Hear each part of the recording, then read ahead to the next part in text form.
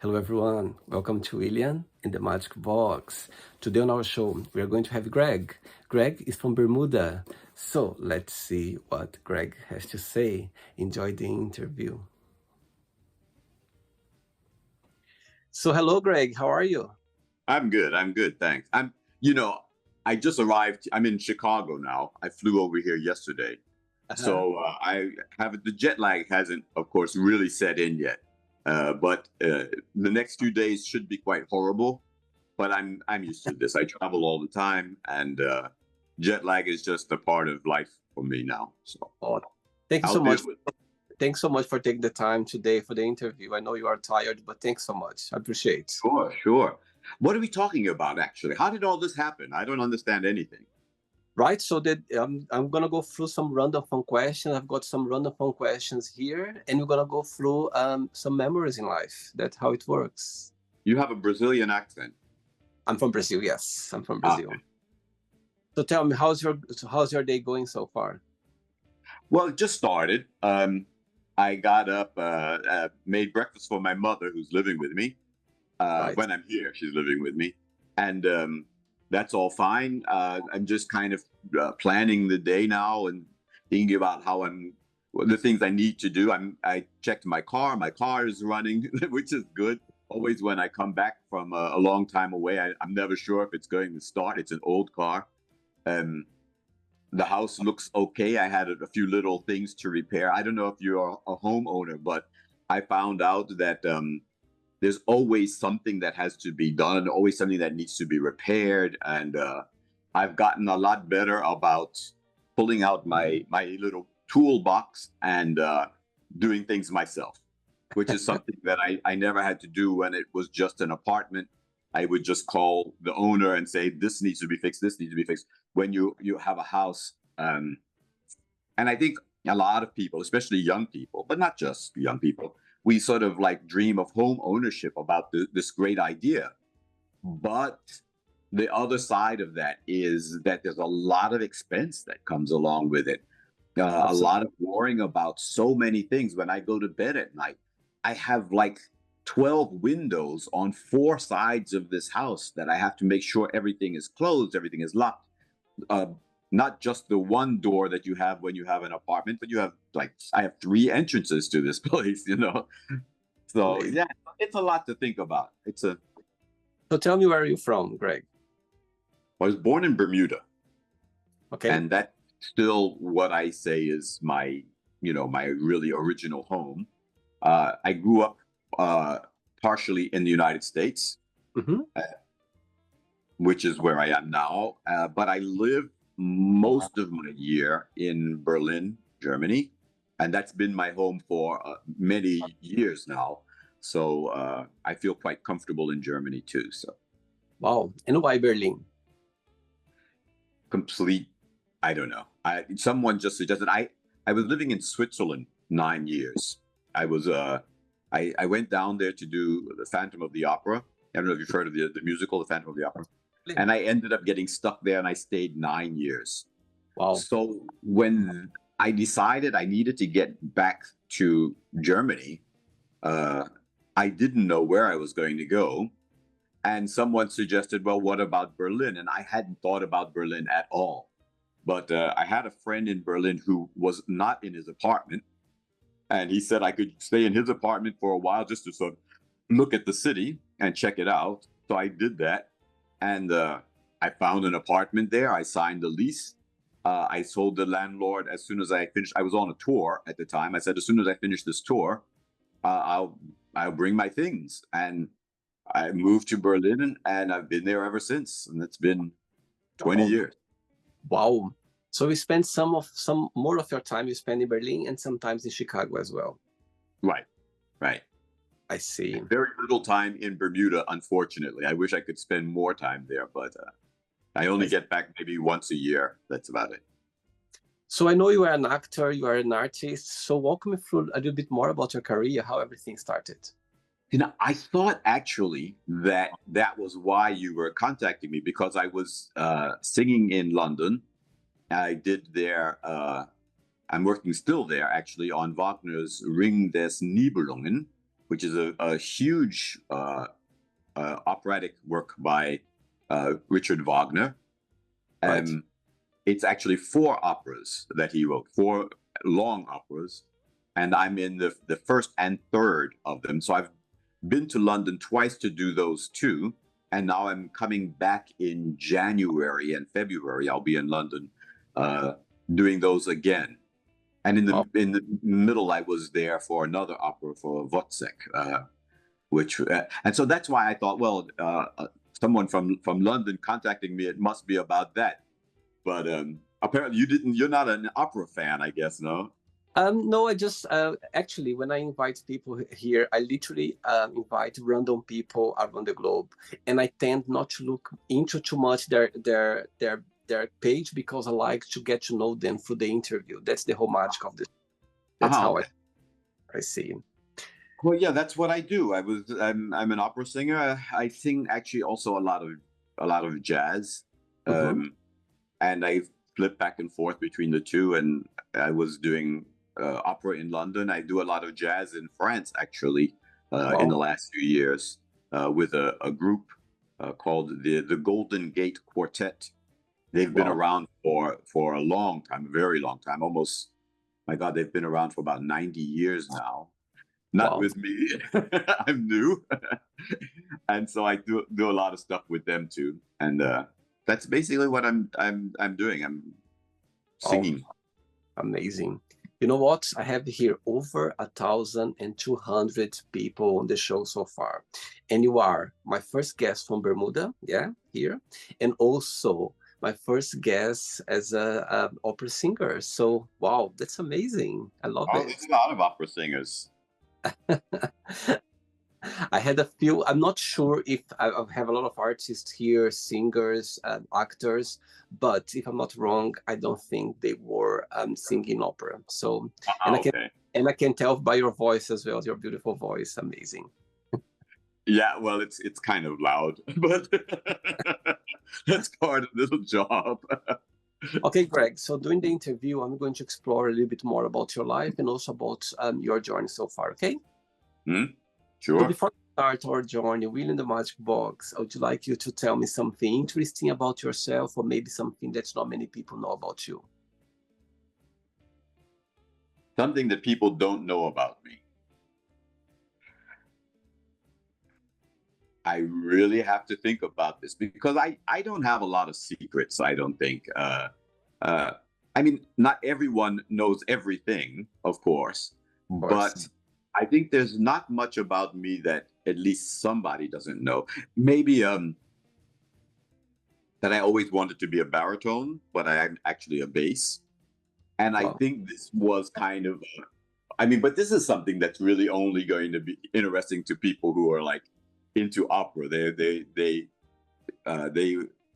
would say, "Oh my gosh, you know, he's a bass," which is a more rare voice type. Actually, I think most people would think that being a bass is a great thing, but I actually always wanted to be a baritone, and it's kind of a silly thing, of course, because at the end of the day, in not only in opera but in sports and in whatever it is, the talent you have is the talent you have, uh, Absolutely.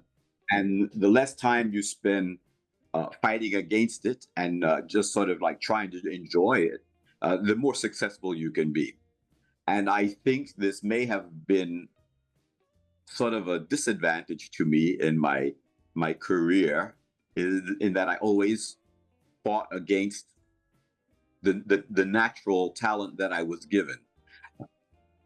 It's something that's not just about music. It's something that's for all of us. You really, I think the earlier you learn to love yourself and learn and understand where your strengths are and go with those things, no matter Absolutely. what, the more success you can have. Um, I don't think I answered your question, but You did. Oh, you did. Absolutely. I think everyone is unique on their own way. You know what I mean? Everyone has a gift. Everyone has something to explore and enjoy for sure.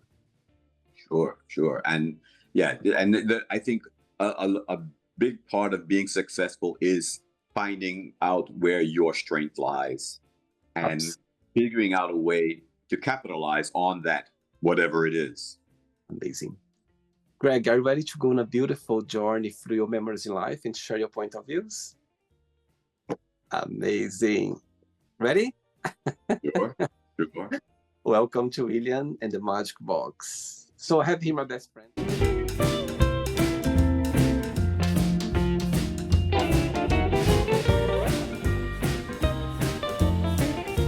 Full of wonderful questions, okay? I'm just gonna play a song just for us to relax before the first question, okay? Okay. Mhm. Let's do it. All right, so before we start the game, during the journey, if it comes up a question that you don't want to talk about some reason you don't want to answer, always can change, okay? Okay. First question for you is, if you could stay any age for the rest of your life, what age would that be and why? 40. Tell me why. I kind of think at 40 you've got the best mix of maturity, but still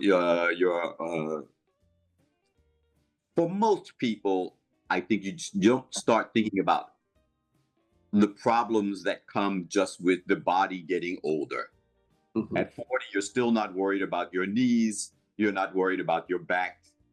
These are things that I think as you get closer then to 60, you have to start thinking, oh, am I going to do that? Maybe I better not, because you have to be a little bit more careful with your body. It's just is what it is.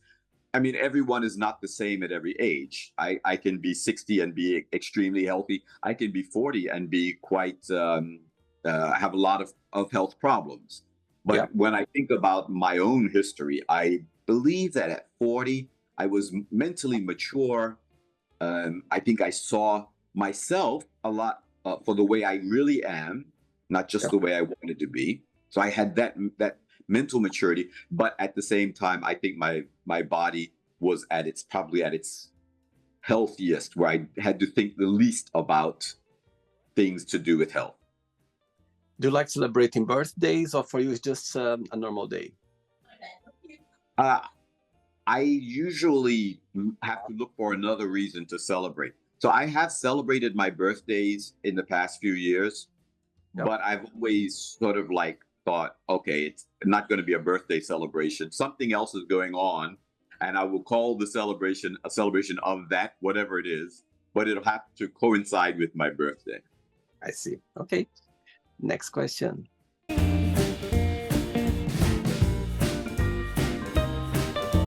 Okay, next question is, tough question. What makes you the saddest? Well, what makes me saddest, though, what makes me really sad, I, I think, I mean, I'm not really a sad person, but I kind of think when I see people who were really lively and energetic, sort of like slipping into poor health and depression and things like that, this sort of brings me down. And I had no idea about things like mental illness and things like that for so many years. And now I'm seeing so many people that I know be affected by this, by depression, by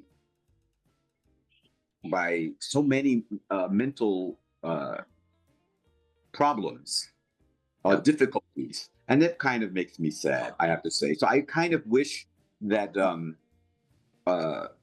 especially here in the United States, that the government would take these sorts of things more seriously, and that the stigma attached to mental difficulties were to be a bit less, so that people who have to deal with these things could do so without having to feel bad and having to think, I can't see a psychiatrist because that means I'm crazy. And it doesn't really. So yeah, that kind of concerns me. And the opposite, what makes you the happiest? Good music. Good music and good live performances. When I see someone else on stage that really can just sort of like pour into their whole heart and soul and voice into making good music, that really turns me on. Wow, amazing. Next question. Let's do it. Right. So before the next question, Greg, tell me what's the biggest joy of being an opera singer? What do you like the most about your career? And the flip side, what do you find most challenging about it? Learning new roles is certainly the most challenging thing for me now, especially as I'm not so young anymore, and I'm finding that I have to uh, sing more and more difficult music and more difficult roles to keep myself interesting for other employers. And they're not going to hire a man my age to do a job that they can get a 20-year-old to do. So if it's easy, I'm not going to get it. I'm not going to be offered anything easy. They offer me difficult roles because I have the experience and I should be able to handle it. But of course, this is just the difficulty. So this is the most challenging thing I think for me about singing opera. What really turns me on about it? Wow. Hmm. I I like I like the fact that it engages my mind and my body. When I'm singing with a whole orchestra, it's almost has to be an athletic feat. I have to. It takes a lot of power, a lot of energy, and a lot of coordination, muscle coordination. And I like to. That's a challenge, and I like to feel like I've mastered that challenge successfully. Amazing. Good. Right. Next question is, which season of the year you feel more connected with and why? I really like the spring. I like when yeah, but I like the fall too. So it's I guess it's the spring or the fall and the fall. I like those two with the changing of the leaves, either when they're coming in or when they're turning brown and red. Um, I also like that kind of a temperature. I don't like it to be extremely hot or extremely cold. So yeah, I would have to go with. I guess I have to go with spring because after winter is so hard. When I can finally find that I can take off those heavy jackets and take off those heavy clothes, that makes me feel really good. So Is your birthday around springtime or the no, deep winter. I have a January baby. Oh, very close. Yeah, yeah. Ready for another question? Next question. Let's do it. Yeah. I love your little samba move there. That's good. Next question for you is, if I would ask your best friend right now to define you in a positive word and a negative word, what your best friend would say? He would say I'm reliable. Mhm. I think that would be the best thing. If one word to say, that would be negative, insecure. Interesting. Insecure, but I think he would also say I was reliable. When you think about yourself, Greg, when you analyze yourself, what's the biggest joy of being you? What do you like the most about being Greg? I would say that his assessment is quite accurate. I think I am reliable, and I like being reliable. I like the fact that people can count on me to do what I say I'm going to do when they need me. If it's possible for me to be there to support them, that is exactly what I will do. I like this about Craig. I think this is a good thing about him. That he's insecure. Well, yeah, okay. So I had issues growing up, like everyone, and some of those things you just don't ever get over. And some of my fear of being abandoned and things like that from childhood are still with me, even as a grown man. But I think I try to see myself honestly as it's possible. I realize, of course, that I'm not perfect and I'm not going to be, and that's okay too. And so if I'm a bit insecure, well, hey. You don't come across, of course, the first time I'm talking to you, but you don't come across as a secure person, for sure. You come across as very confident. But again, it's the first time we are talking. Of course, your best friends, they know you very well. So I'm sure they know. Well. Yeah. I mean, I guess if you get to know me for a while, some things do come out, of course, that Absolutely. less beautiful things. 3 questions left. Let's do it. Yep. Before the next question, tell me, when you think about Bermuda, yeah, your country, tell me what's the best memory that comes to your mind? Oh, Bermuda is an absolutely beautiful island. It's sitting in the middle of the ocean, and I think not many people know where it is. But when I think about growing up there, my most fond memories were going fishing. I loved going fishing, either with my friends or with my father. I didn't have such a good relationship with him growing up. Um, but the one thing that we could do and connect on were the fishing trips. And so I think I was never particularly a good fisher. I mean, if you can be good at fishing, I guess. I mean, I'm sure that you can, but I never took it that seriously. But I think those are my fondest memories of growing up, either with my friends or with my father, was going fishing with him. Do you have siblings as well, or you are the only child? I have one sister I see. who also lives here in Chicago. Lives very close to me. Amazing. Next question is, what's the best advice have you ever given? I think the best advice I ever gave, I sang a concert in Austria a while ago with some other singers. And after the concert, we went out to eat and sat together. And I was thinking about how the only reason I could do that concert was because another concert that I wanted to do got canceled. And I was really felt bad about the one that got canceled. And I thought, okay, I will accept the one in Austria simply because it was the only thing that was left, and I just wanted to make some money. And I had a really good experience at that concert. And I told my coworkers, my colleagues, and realized to myself that we need to be sometimes thankful for the things that don't go well, just as thankful as we are for the things that do go well, because Absolutely. it's that combination that brings us to the place where we are. So had I gotten that wonderful concert that I didn't get, I would not have had that beautiful experience in Austria with those people. And I felt really good about being there with them. I felt good about meeting them, and I felt good about being able to tell them that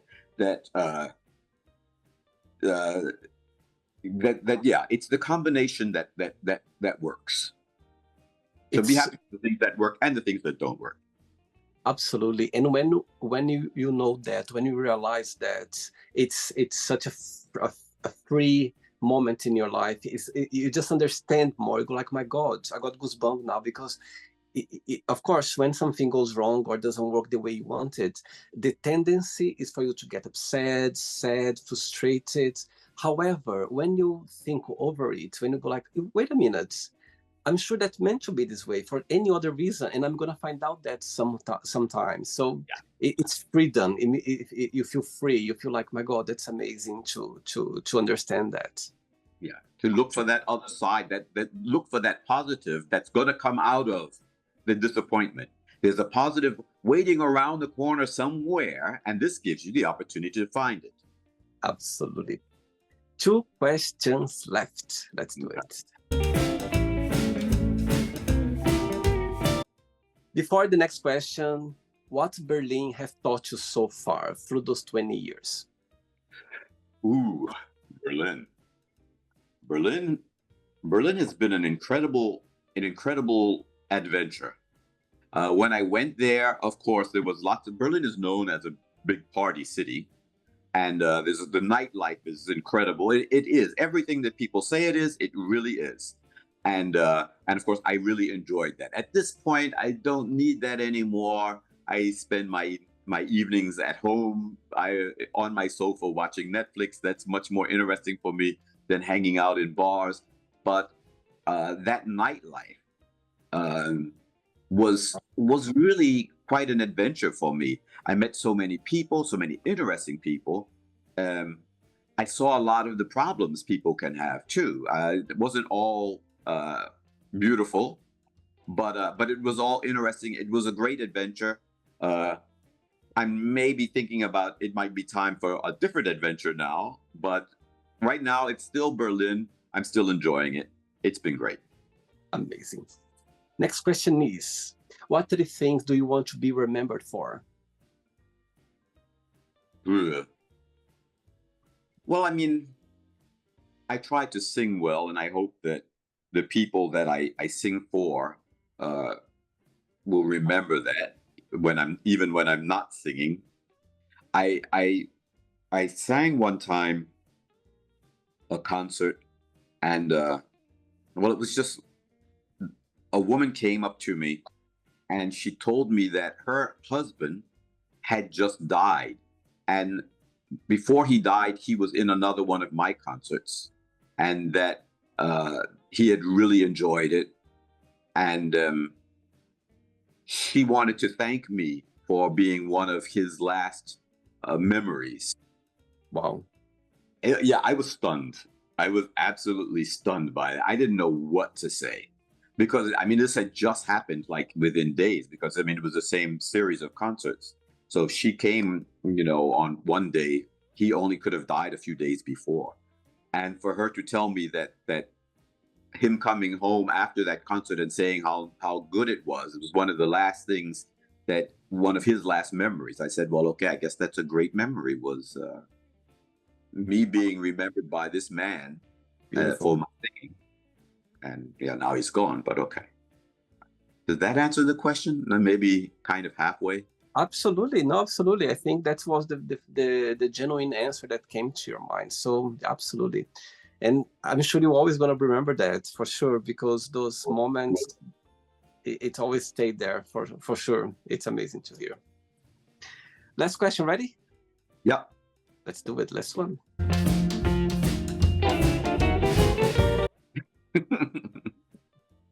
But before the last question, of course, you just shared now one of moments in your career that's always going to have a special place in your heart.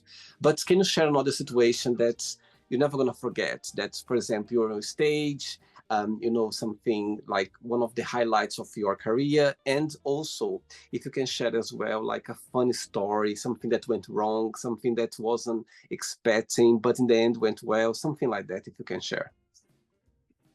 I mean, all kinds of crazy things happen on the stage. One time I was playing a lawyer on stage in an opera, and I wear glasses and they're quite strong. So I really, without my glasses, I'm blind. So on stage, I normally wear contact lenses. And this one performance, I thought, you know what? I'm not going to wear the contact lenses. I know exactly where everything is. I'll just go out there with no glasses on and everything will be fine. Well, the scene that this lawyer has, he has to tell another character that what he wants is going to cost him money, and that guy has to give me money. He puts the money in my hand, and I put it in my pocket, and then I sing the rest. And this night, I don't know why, he put the money really hard in my hand, and it fell. It slipped out of my hand, and I'm blind. I could not see it. Oh my God. So there's this coin, and it was a big coin, and it's rolling around on the stage, and I could hear it rolling. You know how the sound of the money on the wooden floor. I was like, oh my God, this is never going to stop rolling. I felt like everybody could hear it, and I could not see it. I just couldn't see it. I had no idea where it was. And I thought, am I going to just stop the whole show while I say, where the hell is the money? So I just kept on going. And it just was driving me crazy because I mean, I sang the rest of it and I left the stage as if it had never happened, but I felt like such a fool. And we all had a good laugh about it afterwards. Me coming out there saying, I want this money, I want this money. And then the money just goes rolling away. So that was one of the crazy things that happened on stage. Um, yeah, I mean, weird things happen, but that was that. Those oops moments that's it just make a little bit more spicy the whole journey. For sure, for sure. I had one time where there was a fight on the stage, and I was not supposed to be a part of the fight. I'm just supposed to be watching. And this big guy is going to attack another guy, and two other big guys grab him, his friends, and one on one side, the other on the other side, and they hold him back. So one time, one of the big friends was not there. And I thought, oh my gosh, nobody remembered that the second guy is missing. So me, I'm a small guy. So I just spontaneously, I ran up and I grabbed the arm of the guy who was going to fight, just to sort of like, I thought I was going to save the scene. Well, he was expecting this man who weighs, much more than me. So when he started fighting like this, he just went like this, and I just went flying across the stage. And because I weighed at that time, I must have weighed about, I don't know, 50 kilos or something like that. It was nothing for him. And he was in the emotion of the scene and didn't even realize it, that it wasn't the man he was expecting, but it was this little guy. And so afterwards, his wife said to him, she said, "Why did you do that to Craig?" And he's like, "Do what to Craig? Where's Craig?" She said, "You threw him across the stage. He didn't remember it at all." That was another one. We had a good laugh about it. But of course, at the time, we were all in a panic. That's funny. All right. Last question is, tell me something that's in the very top of your bucket list. Okay. So I really want, and funny, my agent and I just had this conversation just recently. And I told her to go to London in January and February and do these two operas, which are part of these four operas. This is a bucket list item for, I think, almost any opera singer, to do a complete to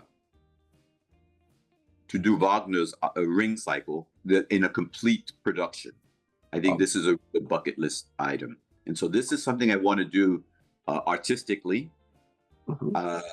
But of course, there are other elements to my life. I also would like to visit Japan or China or Korea. These are the three countries that I have not visited that I would like to. Other than that, I've done the whole globe. Really, I've been everywhere, and I'm quite happy with the amount of traveling that I've been able to do.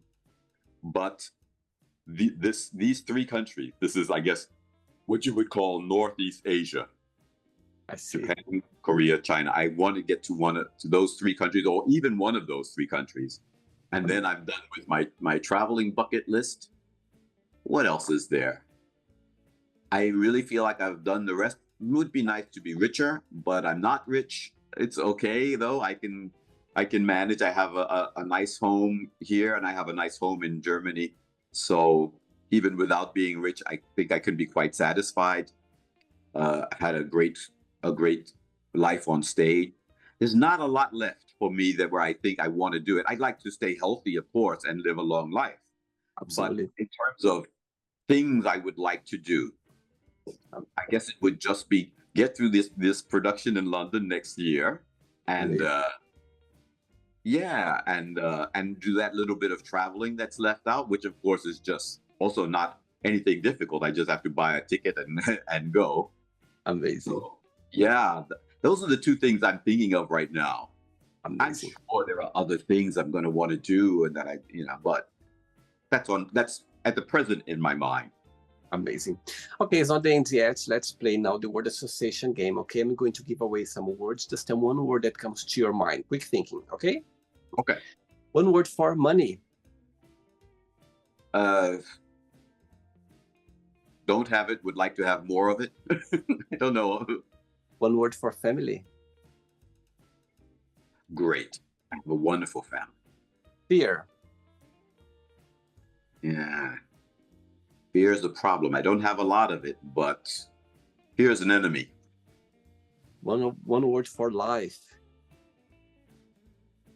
Live it. I don't know. Life is beautiful. Love. Also beautiful. Just happy to have it. One word for religion. I can't do much with that. Okay. Sex. Yeah, I like it. Okay. It's not everything, but it's important. One word for politics. Ah,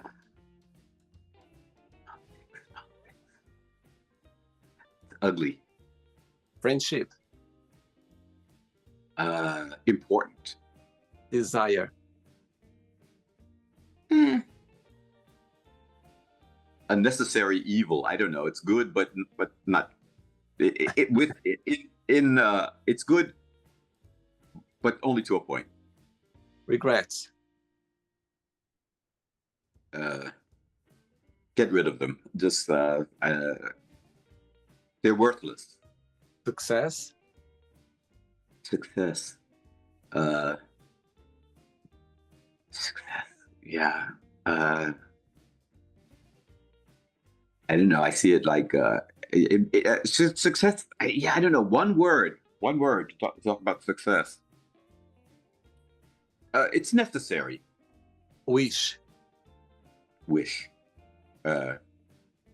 Wish is something to make come true. Wish is like, I don't know how to describe it in one word, but these are the things to strive for. Happiness. Happiness is everything. One word for Chicago.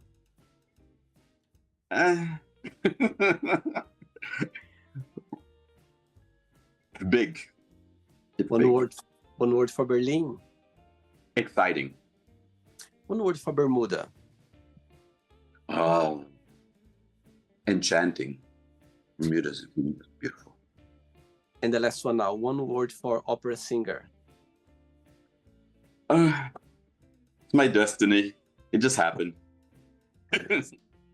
Let's pretend I'm going to meet your best friend for a coffee, and I'm going to ask your best friend, what's something unique and beautiful about Greg? What your best friend would say? He would say I'm generous. Mm-hmm. Only because every time he needs something, I'm always trying to give it to him. But that's it. Amazing. Let's play now, Greg, in the magic box, and can ask me a question. But before you ask him the question, what's your favorite German word? My favorite German word, Entschuldigung. Entschuldigung is the German word for excuse me. I feel like it's kind of difficult probably to pronounce, but it's a beautiful word. And I feel like Germans don't use it enough. Yeah, really. If there's one thing I would like to say to the German people, if it was all German, I'd say excuse me more often. This is something I think would help them all. Entschuldigung is the word. I love it. You can ask me a question now, Greg. How did you get to London and why are you there? My God, beautiful question, beautiful question. Back in Brazil, when I was a teenager, I fell in love with the English language. Yeah. When I was a teenager, my mom, she used to be a housekeeper in a house, in a lady's house, where she was the owner of a private English school. And this lady gave me the scholarship for me to study English there. And actually, we became friends now. She came to London. I'm the age of her sons, so we are very close.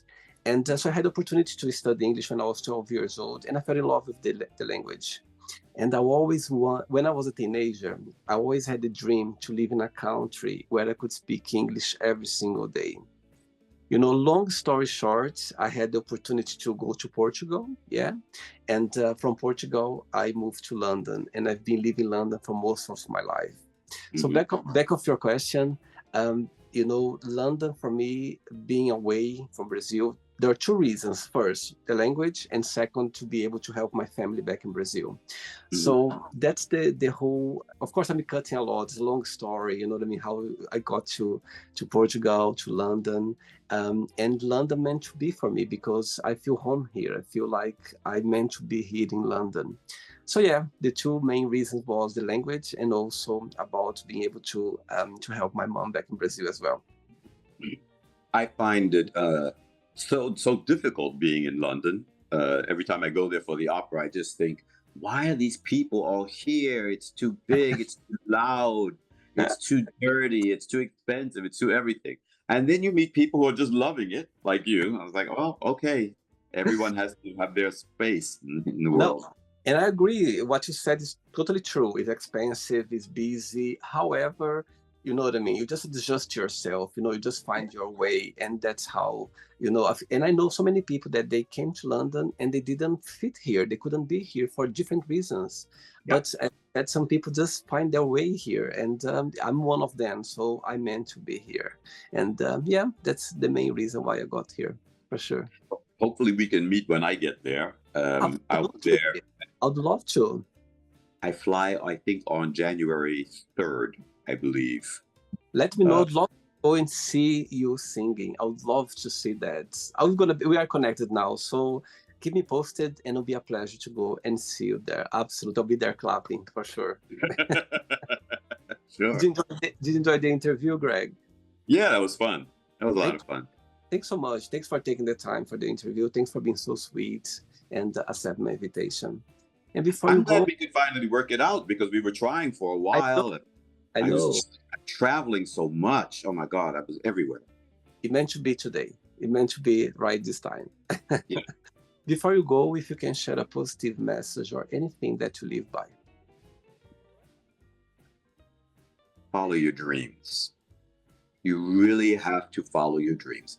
I remember before I when I was still really quite young, before I was going to try to have a career as a singer. I was working in an office and I really wanted to do this. And I had a woman who worked in my office, an older woman. And she was telling me a story that when she was a girl, she had been offered a scholarship to study fashion design in New York City. This was in Baltimore, Maryland. And everyone told her, no, Dolores, you can't do that. Fashion design, it's not for you. How are you going to manage that? And she never did it. And now she was a 50-year-old woman working in this office and always wondering, always in the back of her mind, what would have happened if I would have tried it? And there's only one way to answer that question. You have to try it. And when the opportunity is gone, it's gone. Absolutely. And her telling me that helped me to say, okay, Craig, you know, you've got a good job, you've got your house, your apartment, you've got your car, everything is fine. You can stay in this job, in this office until you retire at 65. But you'll never know if you could have actually done what you wanted to do. So I said, I'm going to follow that dream and I'm going to try it. And here we are years later, decades later, and it worked out for me. It might not have, but it did. And the only way to know is to take that shot. And that's what I did. And that's what I would recommend to anybody. Amazing. Very good. Absolutely. I love that. Thanks so much. Regards to your friends, to your lovely mom, and you keep in touch. It was a pleasure, okay? All right. I'll talk to you later. Bye-bye. Bye. So, did you like the show? Don't forget to give a like, to share it, and also don't forget to subscribe to the channel. And if you'd like to be part of the show as well, first, subscribe to our channel, and after that, just go to our website, www.williamandthemagicbox.com, and send us a request saying why would you like to be part of the show. And I see you there. Bye-bye. See you next time.